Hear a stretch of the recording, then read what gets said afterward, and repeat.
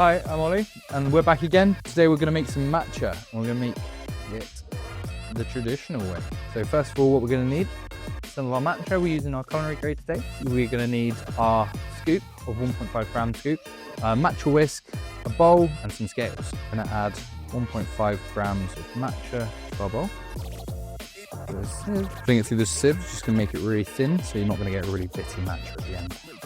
Next, we're going to add 30 grams of hot water. Use the whisk just to give it a really good mix so we've got a nice, almost puree together. Now, if you are going to batch this in a cafe or restaurant, use cold water instead of hot. It stops the matcha from activating, just gives it a bit of a longer last shelf life. It doesn't lose its colour so much. Perfect.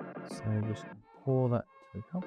So for this first variation, we're going to make a hot ube matcha. It's about 8 ounces of milk for a 12-ounce drink into a steaming jug and 2 pumps of our ube syrup. Steam the milk as you normally would for a latte. Nice pour on.